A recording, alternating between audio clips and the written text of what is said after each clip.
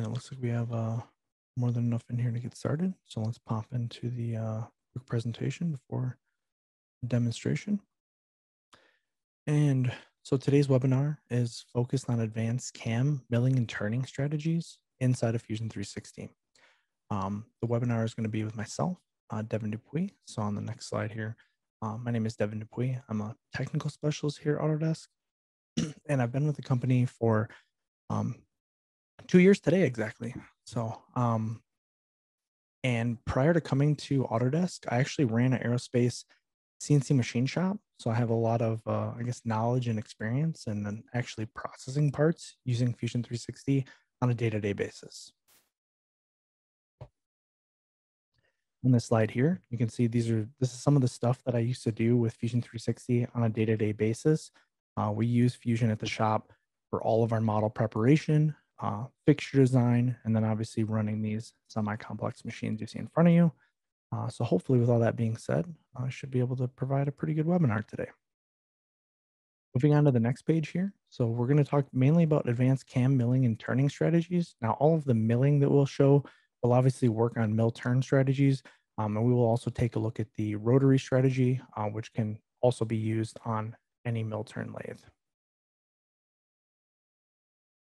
Here's a little bit of today's agenda. So we're going to cover obviously the examples. We'll then go over the benefits and summary. We'll have a Q&A at the end, and then we'll have a kind of find out more section after that. With all that being said, let's hop right into Fusion.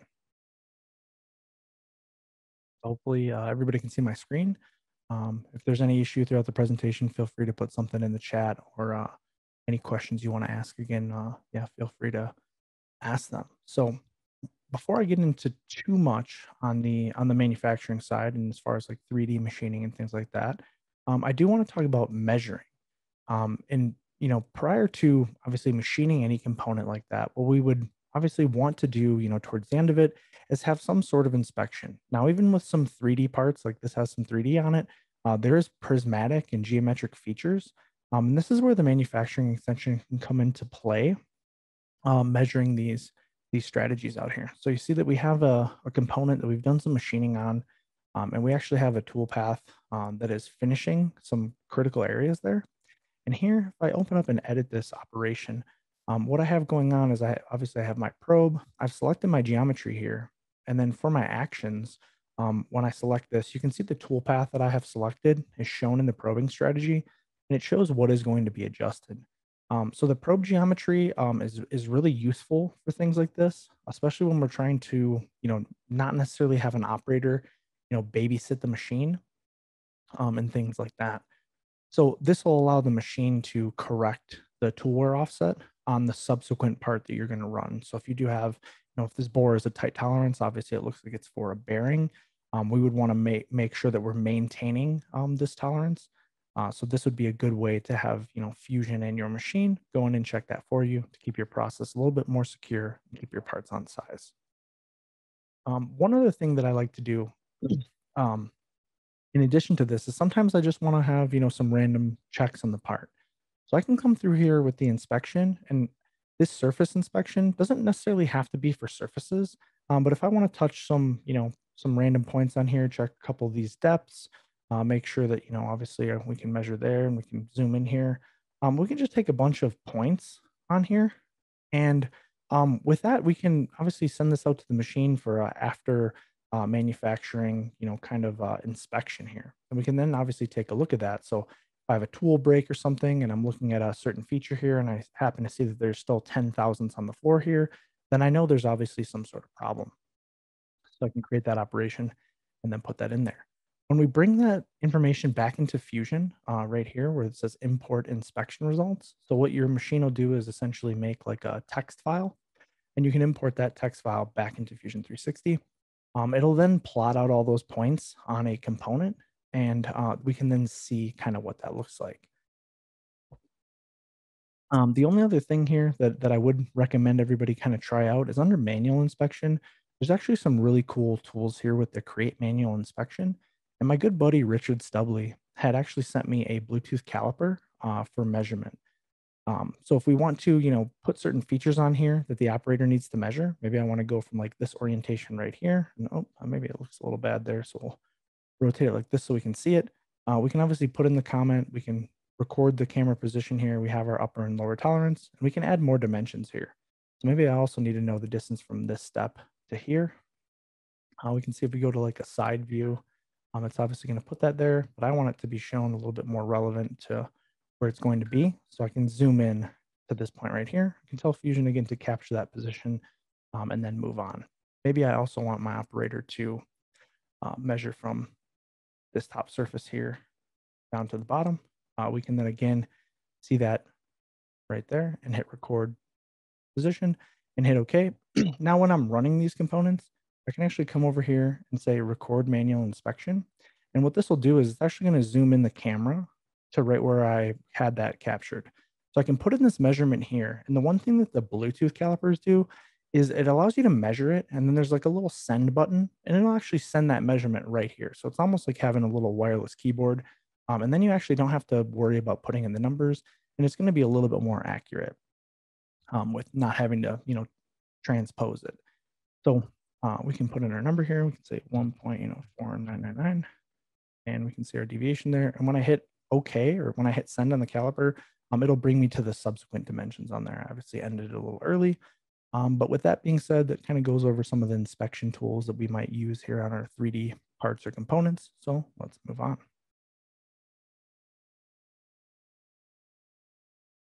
So the next thing I kind of want to talk about is hole recognition. Now I really like hole recognition because especially in parts like this, where we do have a pretty feature-rich part and a lot of different holes to machine, this would allow us to obviously do this with quite a great deal of ease.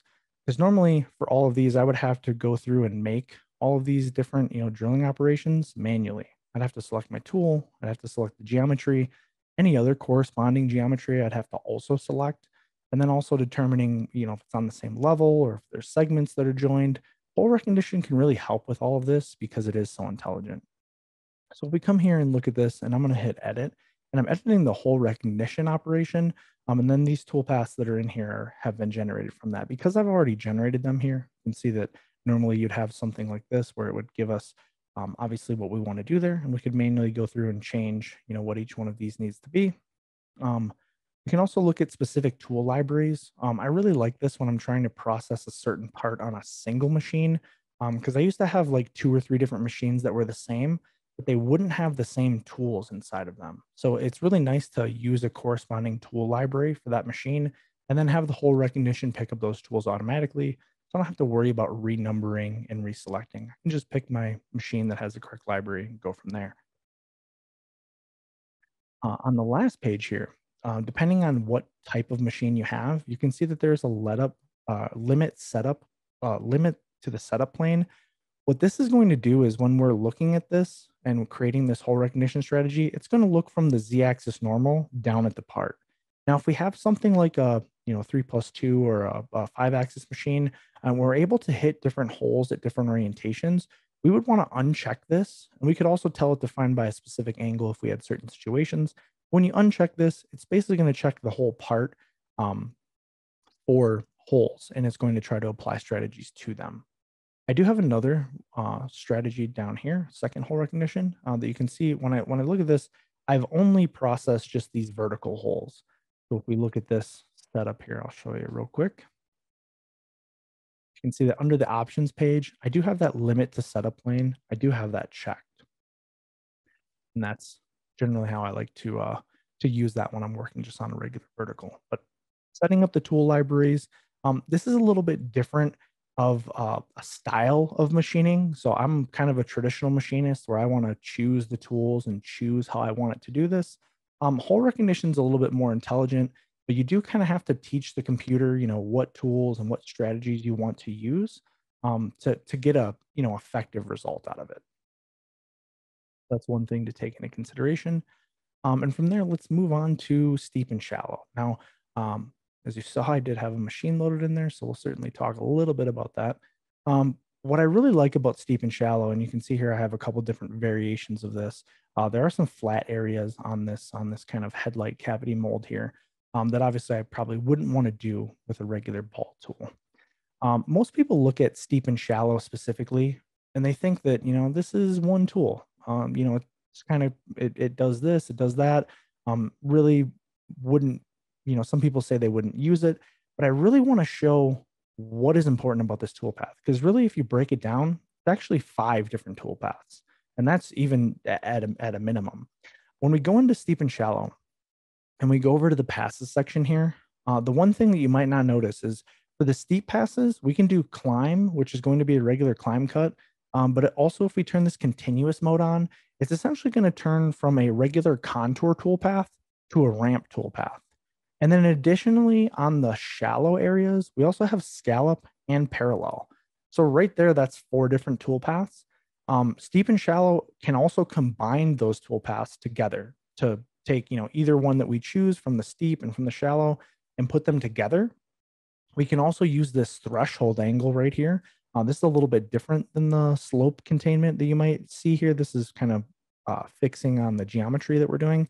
This slope angle or this threshold angle here chooses what type of pass is going to be done and where. So if I set this to something like 90 degrees, it is only going to do shallow passes. So I would only be then doing like a scallop toolpath. If I set this to something, I like it a little bit steeper at like 45. We can then do a climb cut and maybe like a parallel cut. And I'm gonna turn these up a little bit. We'll make them like 40 thousandths, which is about a millimeter for anybody watching from overseas. There we go. And I'm just gonna hit OK. There's also a wall clearance there, and that's for the vertical portion of the tool here. So we can just let that generate. But one of the things I want to show you with steep and shallow is obviously, how we can go through and segment and get different areas here.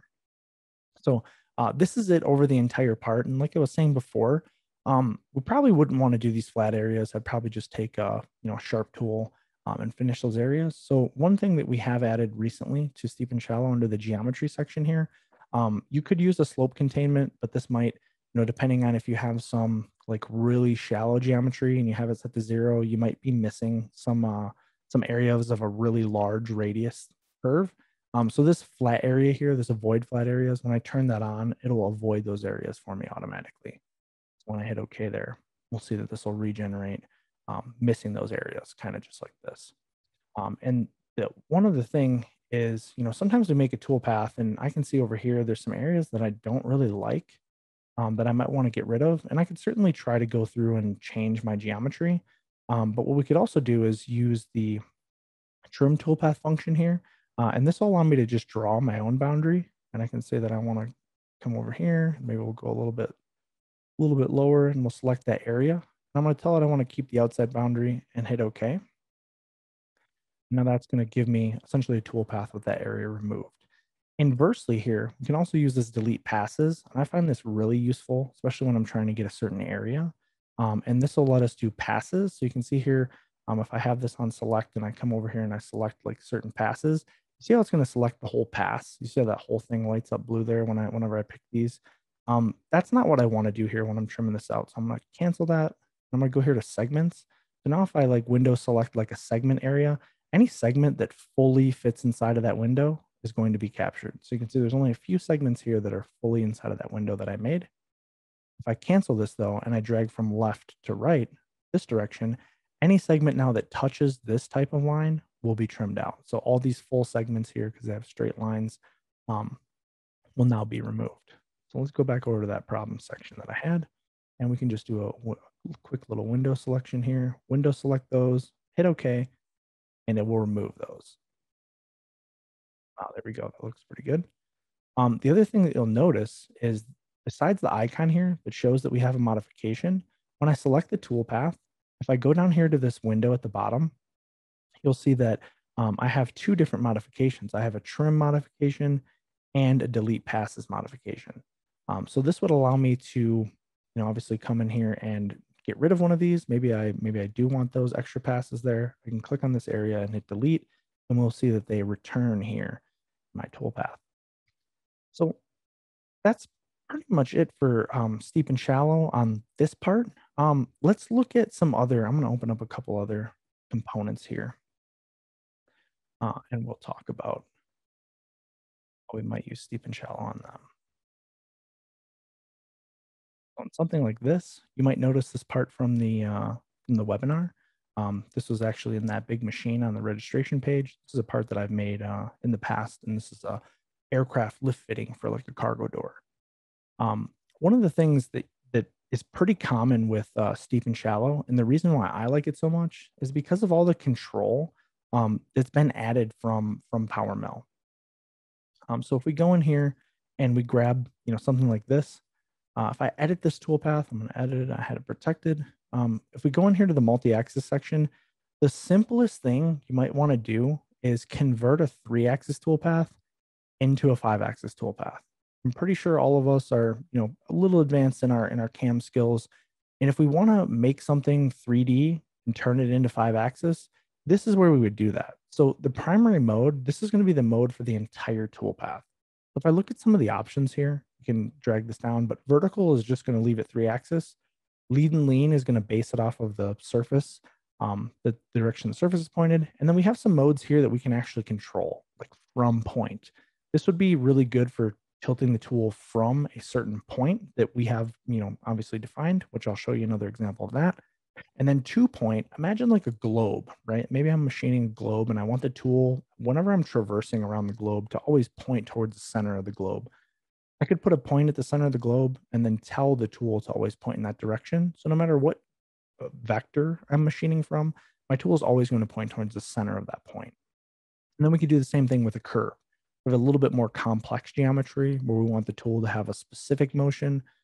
We can certainly move and adjust that. And then the same thing, the 2 curve, we could draw a certain curve and have the tool point towards that. Now, those are really good, obviously, for controlling, because I prefer the main mode. I would just leave it on vertical. And when we turn on this collision avoidance and we set this to automatic, the avoidance mode here chooses what is it going to do when the tool collides with the part or when there's some sort of collision. So in addition to our regular mode for the entire toolpath, we also have a collision mode saying when it collides, I want you to automatically adjust it, right? And we can kind of see that here. And this is mainly what we'll be talking about on this part. But we also have the control to change from a 2-point, from point, 2-point, from curve, or to curve, which would allow the user to say, when this collides, this is what I want you to do. So automatic is great, except for when it's not. And we'll certainly talk about a situation where it would make sense to make some geometry there. So the other thing that I do want to show here, and I'm going to show this first, is smoothing distance. I think this is really important because when we look at this, it's kind of a little bit weird example there, but essentially what this does is that smoothing distance is how far we have to travel to smooth out any articulation in the toolpath. And I want to show you an example of that. So if I right click on here and I hit simulate, we'll see this is going to come down and make a few passes there, and we'll let this go back and forth. Eventually what's going to happen though is the tool, so I'm going to pause it right there. The tool, you can see that we're kind of tilted with the tool here. My non-cutting portion of this tool here, I have a bigger boundary. So when my tool's close to this, it's trying to tilt it away, and that's on purpose. That's because I've kind of falsely told this tool that it has less clearance, because you can see this dark area at the bottom is mainly what is going to be cutting and what I've told Fusion cuts. So anytime it gets into contact with this other part of the shank here, it's going to automatically tip the tool out of the way, and that forces a little bit more motion as far as like multi-axis goes. Now, the one thing with that tilt smooth distance we can see as this traverses along, it gets to a point where it can stand up the tool, and it does. We can see here that it readjusts the tool and it stands it up, which is fine. And you probably would definitely want to have some sort of lead or lean to this tool as we're doing that, so we're not cutting with the bottom. But watch what happens here. We start going down this path and it's having a good time. And we get to an area right here on the part where we're going to collide, right? We're going to collide with this upright portion. So here's what happens. As it goes, it sees the collision. And now it says with that tilt smoothing distance, it says I have 200 thousandths of distance to re-articulate this tool. You can see that the tool is really just going to jerk out of the way to its corrected position. Now, that's fine and all, but the one thing that won't look good on your machine is this tool kind of jerking back and forth like that, especially if it does it more than once. So the only difference between that toolpath and this toolpath here is that I've chose that smoothing distance instead of it being, 20 thousandths or 200 thousandths, I've made it 20 inches. Um, so now when it goes and comes down here, you'll see that it's going to more smoothly adjust the tool path. And even when we get to a position there where the tool can stand up, it's not going to. So it's never going to tilt the tool back up into this wall, avoiding that unwanted jerky motion that we would have had previously. Now, jerky motion is a topic that I get commented on a lot, and there's several things we can do to kind of adjust and make our machine smoother. A lot of times, like the smoothing settings will work, depending on what control you have, that could help. The other thing that's really important is that we need to look at how many points are in our toolpath. So if I go to all points, or if I turn on all toolpath here, let's say I have my vectors displayed, which looks a little messy. So let's not say show axis. When I zoom in here, we can see all these little points, and all these little points are essentially when we're telling the tool to position to a different point, because we do have kind of an arc or a radius here that we're machining, and you can see that we're going between that. Now, this wouldn't in and of itself necessarily produce bad motion, but I can tell you this might be a little jerky on the machine based on how this is, being generated there. But one of the things we could do, and this is only going to be available in like steep and shallow, on the passes page here, you guys might be familiar with the smoothing command in the regular HSM toolpaths.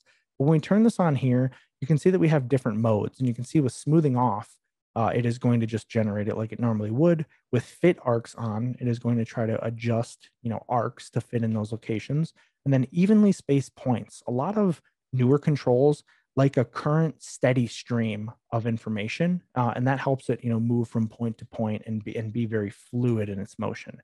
You have something called like an accuracy triangle, which essentially there's 3 points on the triangle. If you kind of draw it out, one of them is velocity, which is speed.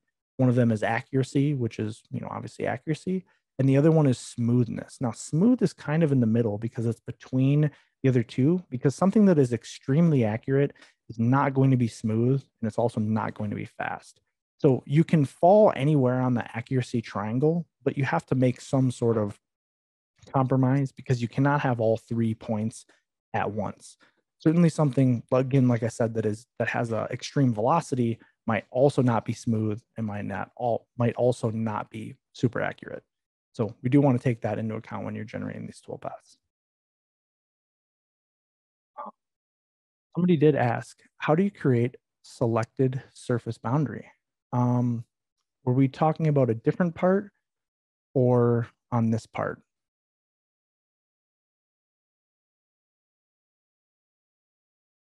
Somebody did ask a question about surface boundaries. I can show you guys a few different ways that I like to do this. Let me find a part that I think is good.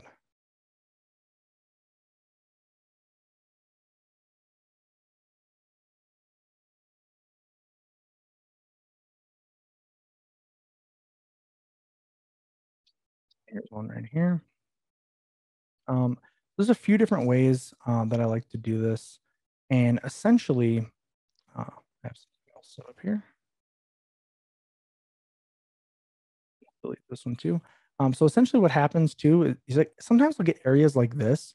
And what a lot of people will want to do is make like a patch boundary. And some people do this also for their toolpaths. Now, I don't like to do more work than I have to. So I really do like going into design, and I always want to copy or have a original copy of the model here. And then what I'll do is I'll take this body and I'm just going to hit copy, and then I'm going to paste it. So when I paste that body in there, it's going to give me another version of it. So now I have 2 of them on, and they are the same color. So I'm going to turn off the component here, which shows me the body. And to show the different colors, I'm just going to turn on this appearance. And I'll just go in here and find something that I'm not using, like aluminum. Grab this one, I'll drag it on there, and then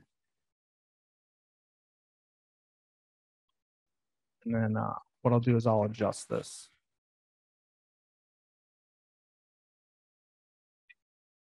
just to show that it's a different color.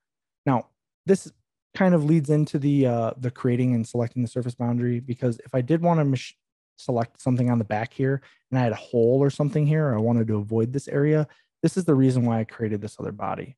So generally what I'll do is I'll come over here and I'm actually just going to window select this to grab those surfaces, and I'll just hit delete on my keyboard. You can see Fusion's pretty good at repairing that. So I do still have the customer's original model here, which has that feature, but I've also now created a subsequent model that has a modified version of that feature. So what I can do when I go back into design here, go into manufacture, I'm always going to create the setup using the customer's model because that's what's important to me. And so we'll just go in here, say fixed size box, 0, that's good. And hit OK. Now let's say I want to do a parallel operation just on the shallow area on the top. What I'll do is I'll come in here and I'll go to parallel. I'm going to grab my tool.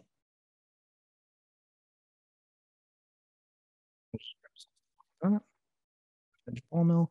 And now for the geometry, now this is where it'll get a little tricky because, and especially with the color that I have this model. So let's just switch it out real quick. Now, if I did want to substitute that model, imagine maybe there were some holes in here that I had just deleted and removed. What we would need to do is open up the modeling section here. And I have this model right here. Oh, looks like I've moved it.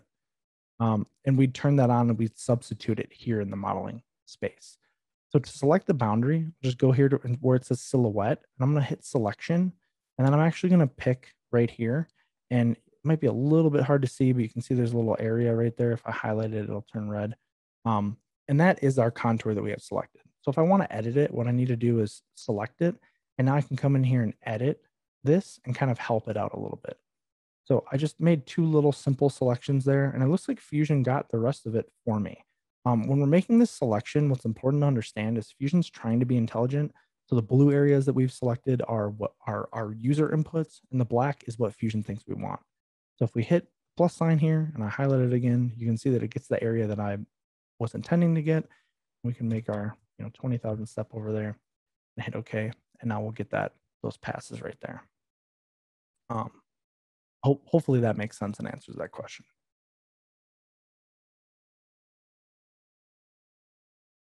The other thing, so let's go in here, and I did want to touch on this before we get too far away from the steep and shallow.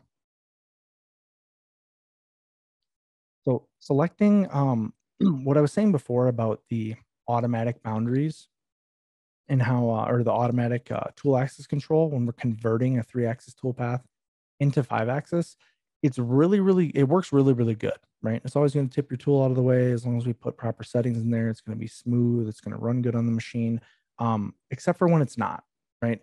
If I try to do automatic on something like this, I'm not even going to try it because I know it probably won't give me my desired solution. But when we're not getting exactly what we want, what we can do with that steep and shallow, you can see I've created a little point right here above this component, and I'll move it around just to give you a little bit of context of where it's at.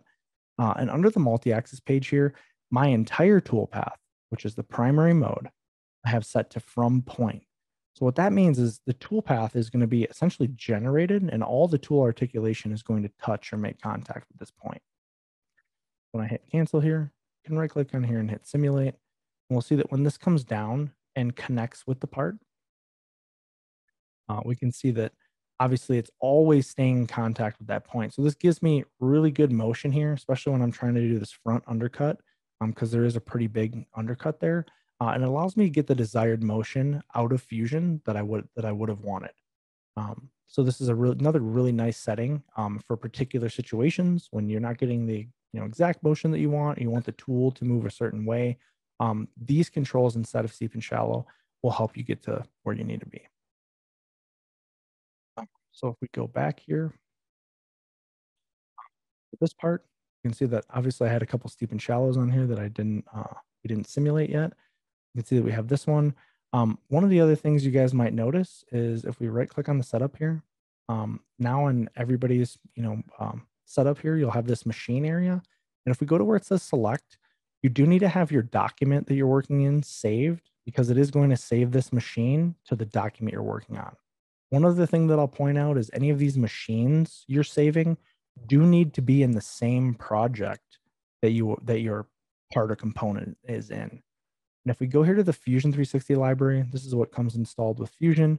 We can just hit this is simulation ready checkbox here. We can see all the machines that we've kind of supplied here right out of the box for you to use. So there's a lot of generic looking machines in there if you have a specific kinematic set.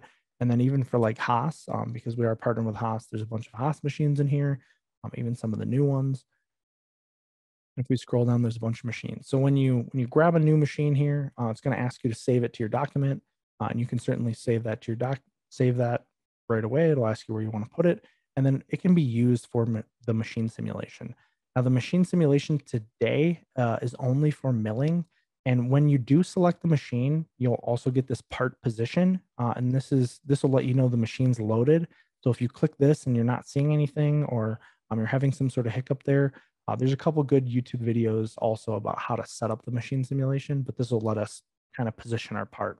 Now in my setup, I have selected my fixture here, and it's also brought that into when it's showing me where my part is placed. So if I want to adjust this, maybe it's to the table, to the left, to the right, I can certainly put it there. So we'll put it like right here, and we'll hit OK.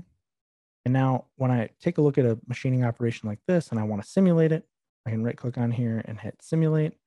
We'll see that that should load. See, it says importing into machine simulation, and we can turn on the stock, which obviously I haven't roughed this out yet. So let's do that beforehand. We'll just get rid of these operations here that I don't need. And I'm going to right click on here, and I'm going to paste the template on there. I have this arrow roughing toolpath, and I'll reposition that. This is just going to use kind of a bigger face mill. We can right click on here and hit rough this off. That shouldn't take too long. Pretty good there. So we'll right click on the setup now, and we'll hit simulate. You can see that it's going to load that into the machine simulation. It's importing toolpaths. And now here we can turn this off transparent and hit play. We'll see this is going to come down and obviously show us our roughing strategy there. So I'm seeing some collisions in here, so we obviously might want to adjust that. And one other thing to know and to think about, in this early version of the machine simulation, you do have to go to preferences and turn this on. And this is also kind of experimental. That's why it's behind like a feature flag. We're not collision checking anything additional to what we were before. So because I have this fixture selected, this toolpath, the tool and the toolpath is going to be collision checked against this. It's not going to avoid any situations, but if we do have a collision here, it is going to be marked in red. So that's one thing to take in note. In future versions, this is certainly something we're looking to implement.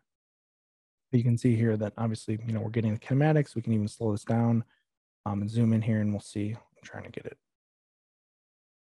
to look good on the webinar. We can see this will come in and obviously do those passes.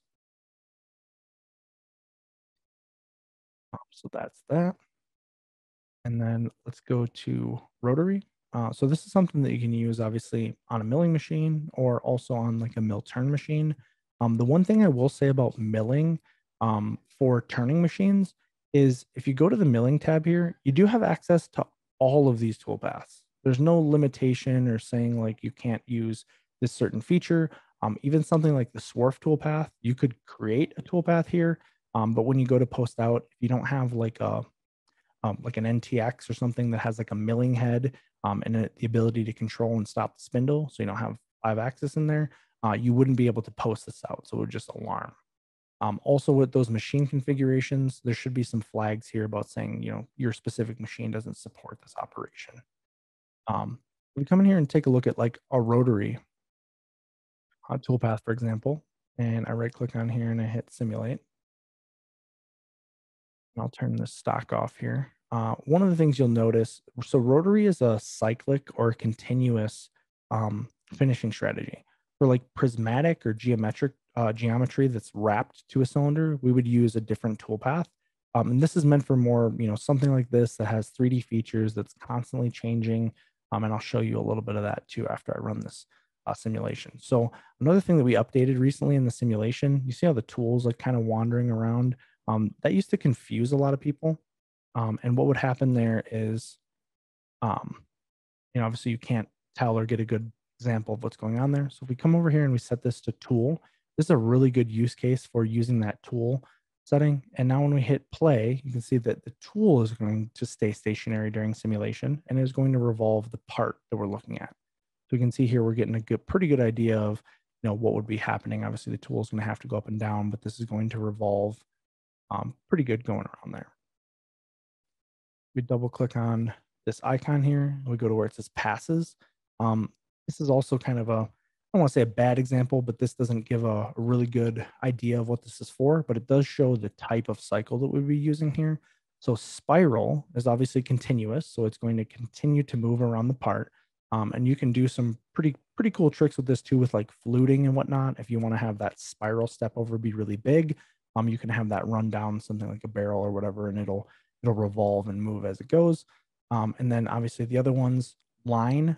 This is really good for obviously doing features that you need the toolpath to be in that orientation. Also, if you have like a gantry mill where you don't have continuous rotation on the head, this is a good path for that to kind of limit it to not go more than 360, because on those machines you probably have like plus 270, minus 270, something like that. And then that circular is going to revolve continuously around in the same location, and then it's going to step over. So that's kind of what this is meant for. If we take a real quick look at something like this, this is a very basic wrapped toolpath. Close up that window here. And essentially what wrap toolpath does, you can see that we've got this 2D geometry. So we're using the 2D contour toolpath.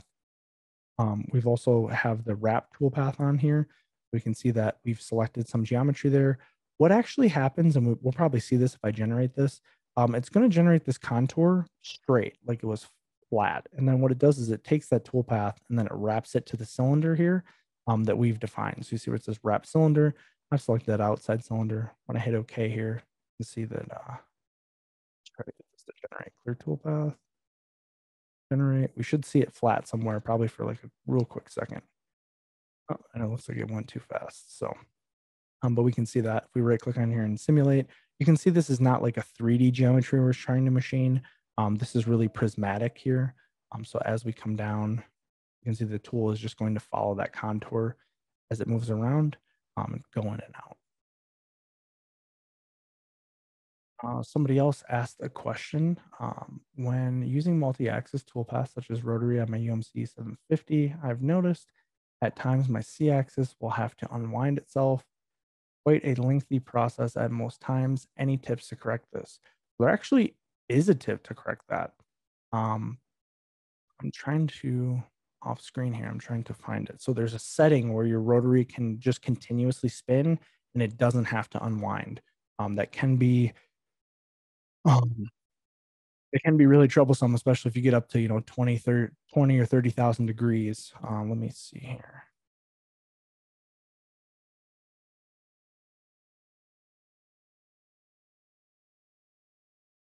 So it is setting 108. So there's actually a video too. So if you look at this, Mark Terryberry posted a video here of unwinding your rotary back to zero quickly. And this setting should help with that. So if you turn this on, your rotary won't continuously add degrees to it. Once it goes to 360, it'll just start back at 0. And when you're done with your program, it'll just go home. So hope that helps. Now let's talk about the last thing I kind of wanted to show here. So this is going to be a little bit advanced, and I'm also going to talk about one of my favorite toolpaths currently in Fusion. We're hopefully making it even better. But this is a normal corner pick. So I used to make a lot of aerospace parts, and I love when engineers give me this really long, deep radius here with like a 1/4 inch radius, or like a even worse, like an 1/8 inch radius. So that means I might have to track, 6 inches down with a 1/4 inch ball mill. This can become a problem pretty quick and is a problem on a lot of parts. So I have just a very, very small 90-degree quarter segment here. The other thing, some of these corners are actually really sharp, so it's very hard to get the tool in there with a smooth motion back and forth. Let's go over to manufacturer and look at some typical toolpaths we'd have here. So we do have flow, and everybody should have flow in their Fusion. Should be in that 3D. I'm pretty sure it's not a feature flag, but we'll take a look.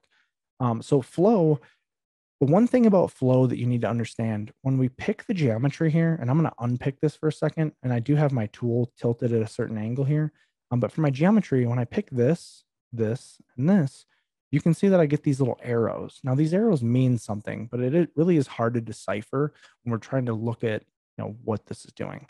So if I just put this arrow the same direction to make it match the others, it looks pretty good. And we can hit OK. And we can see that this produces a toolpath like that. But what we're missing is I have the links off. we can see there's some green links here in the middle. So although it looks to me like it's kind of going back and forth like what I want it to do, it's not doing that.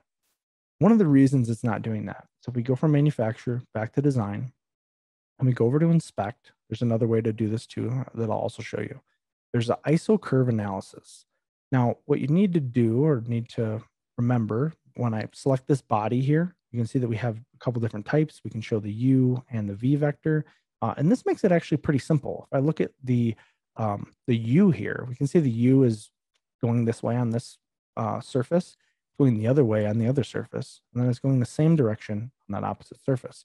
Hence the reason why when I selected these, one of them was faced the other way.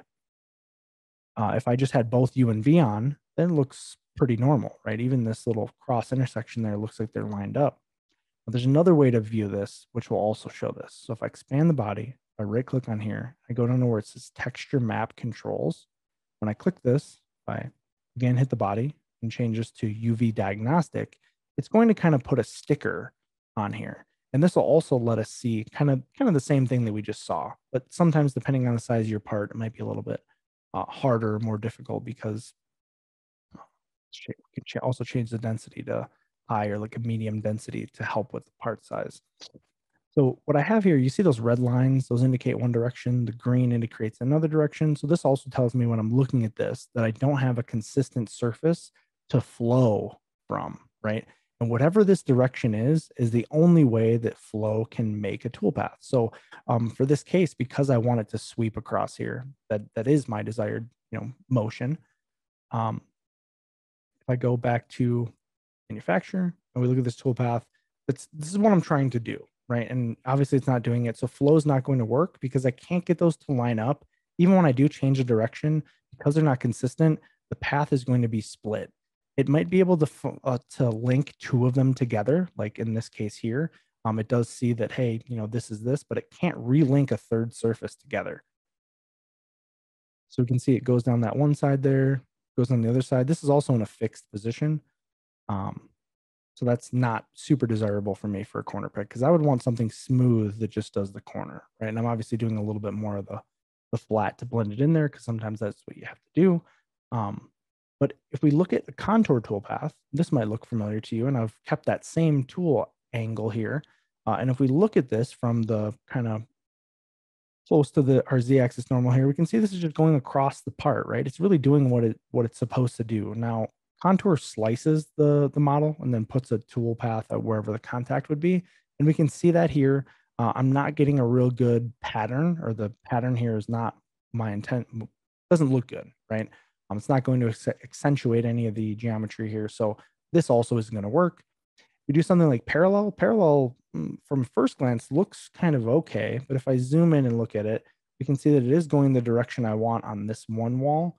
But on the other wall, we can see that it's shooting straight up because parallel just takes our x-axis, our essentially like if we were looking at it like this and our x positive was at 3 o'clock, that's always where the tool path is going to be directed to. So I could try to come in here and change it to a different orientation, but I want it to go straight and then straight across. And I'm never going to be able to get this because it's just going back and forth. And we can see that there. So I do have this blend toolpath here. Now, a lot of you are probably saying, what is blend?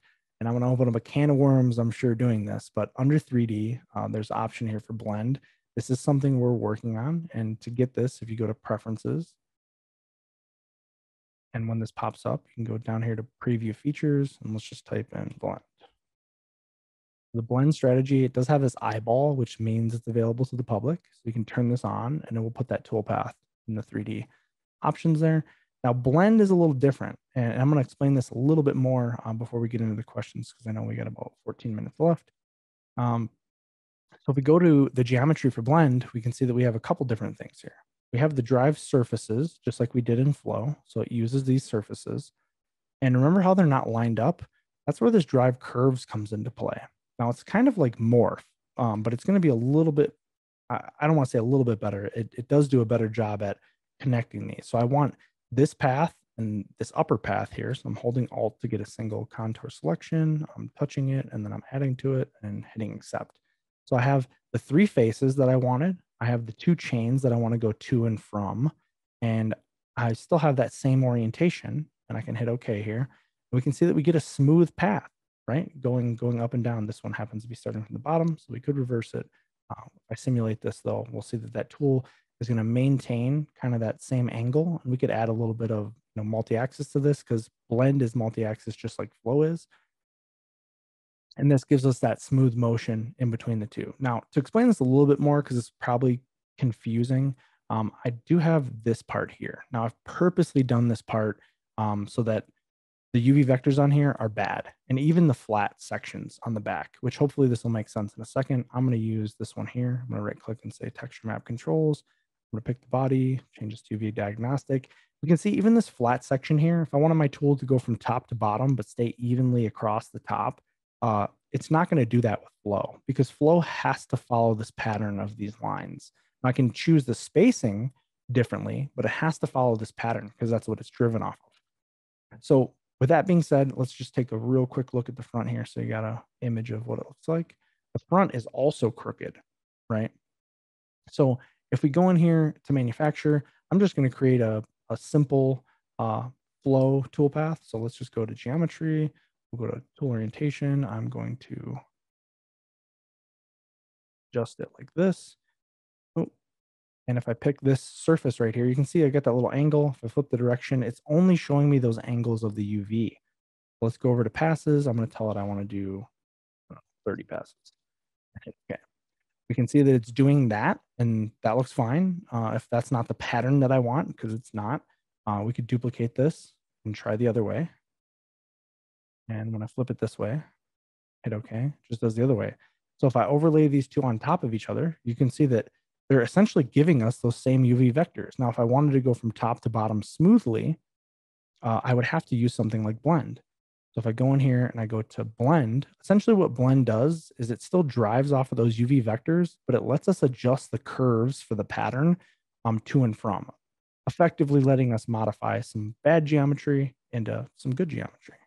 If I move this like this, tilt that tool in a similar fashion, my drive surface is still going to be this. My drive curves are now going to be this bottom and this top.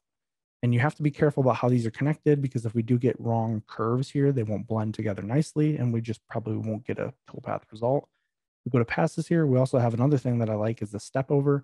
So if we put this to like 0.03, you can hit OK.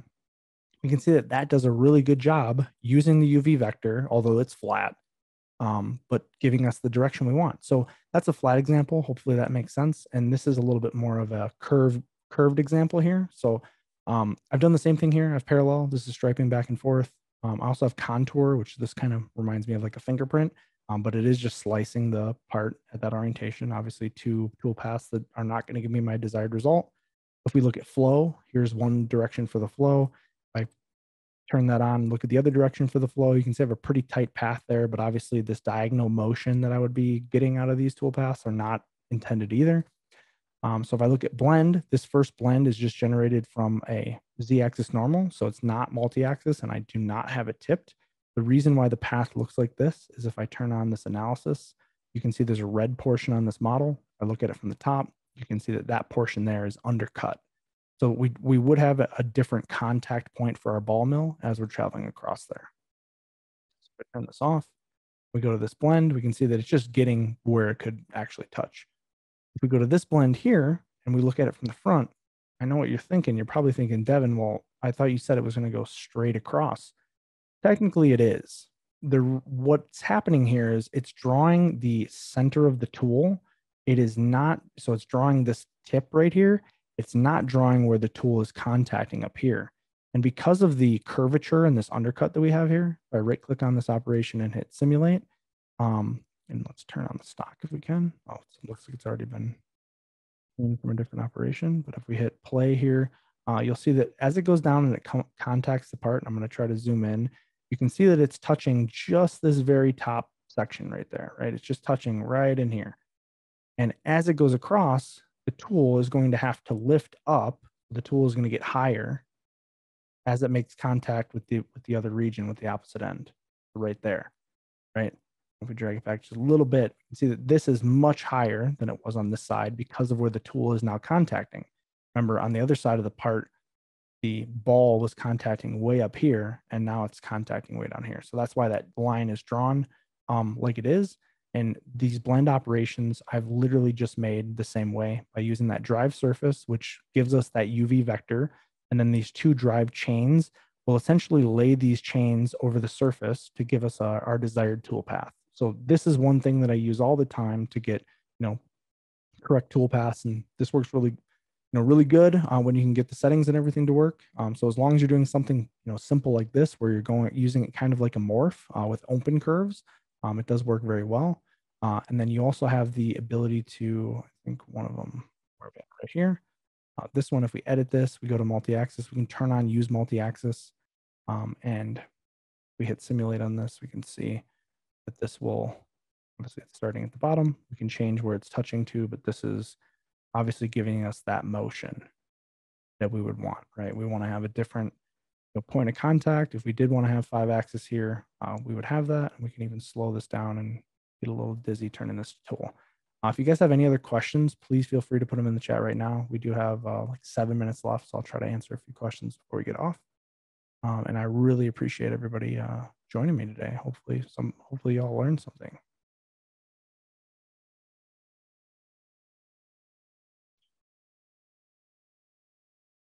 We can see there that would work pretty good. And we'll just give it a few seconds here for some Q&A. If you guys have any other questions. Somebody said very good webinar. Thank you. I appreciate it.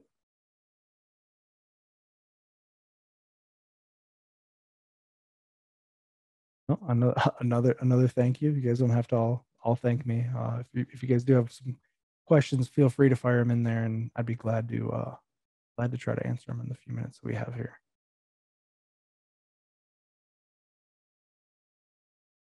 One other thing I'll show, just to get, I guess, everybody excited a little bit. I work with multi-axis a lot, and there used to be so many ways to do this, and then I can probably show you one that I used to do. Somebody did say some turn mill. All of these milling toolpaths that I showed would also work on mill turn machines. So I hope that answers that question.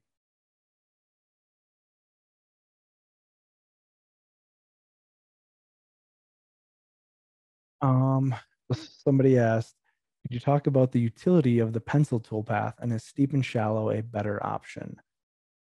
So yes and no. Pencil is really hard for some people to understand what it's doing, and there's a lot of settings in there. You have to understand how they work, otherwise you won't get a toolpath result. If we look at just the parallel toolpath here, the pencil toolpath, there's some settings in here that confuse a lot of people, and they even confuse me, because I mean, honestly, I just play with these numbers till I get it to work. This over thickness, this is one thing that is important, and with it being set to 0, it's not going to find any radiuses that are other than that are the same size of your tool. So if you have a 1/4 inch radius on your part and you have a 1/4 inch radius on your tool, it still then might not generate anything, because it's looking for that exact match, and it's doing a tessellation of the model to lay this over it, so it might not find it or see it. So you always want to have in this over thickness, you do want to have some sort of variance here up, obviously it's going to be up or down. But if we give this like a 3 millimeter, that's going to give us an extra 1/8 of an inch. This bitangency angle too, you sometimes want to play with this, because you can see at those different angle requirements, like at 75 degrees, it's going to allow more of the tool to contact.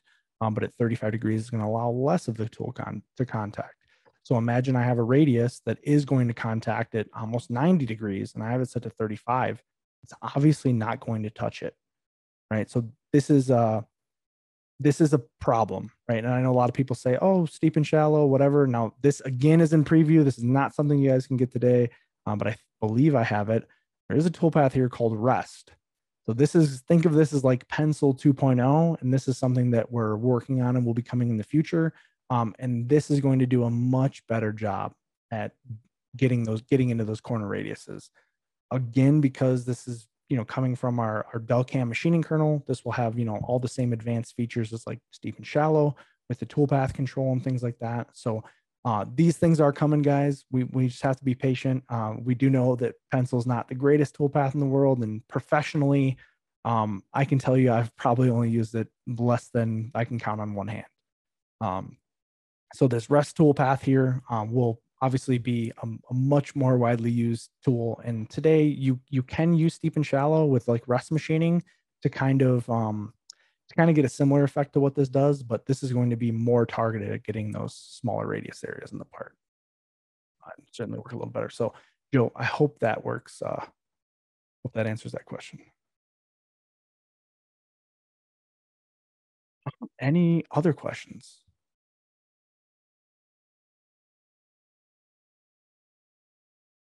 The only other thing that I will show here, and somebody did ask a question.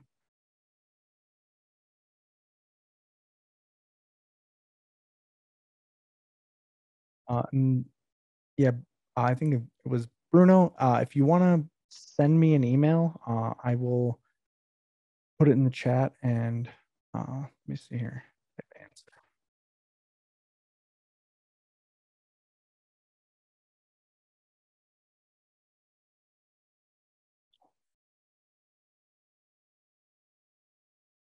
All right, I just put in my email there. So if you want to send me an email there, I'll see about getting you some parts.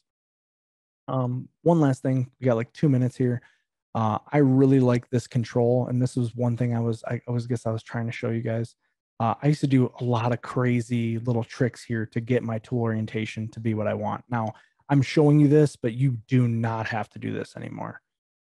You see here I have this part, looks pretty familiar, right? We went over this, the flow and the contour and everything like that. Looks good. We'll focus on this blend right here. For the tool orientation, we used to not have the ability to adjust it like we do now. So you can see that I have it set to something. I've actually made a component here, and I've made a ball joint here, and I made this portion of it my tool axis. And I used to have to come back into design and move this around. So you can see, like, if I put it over here or whatever, that's what's connected to my tool axis. So if I go from manufacturer to design and I take this toolpath and I'm going to just hit, I'm going to zoom out a little bit and I'm going to just hit generate. You can see that this tool is now going to change direction because I changed my little model there that I had for the direction. That makes, where's the part? This one here.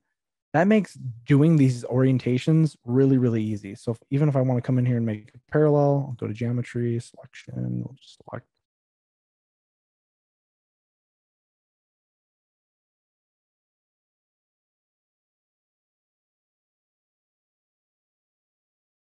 Something like this. And if I go down here to tool orientation, you see this little manipulator? I can just manipulate it like I was doing before. And I can just adjust this to get a clear, kind of view of what I want.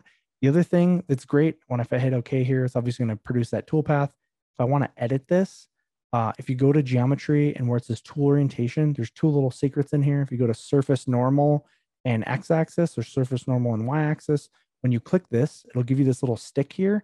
When you drag this little stick on your part, you can see that it'll change the orientation. So when I place that, it'll give me my manipulator right there. I can make a little fine adjustment if I need to and hit OK, and now get my new re-affected tool axis.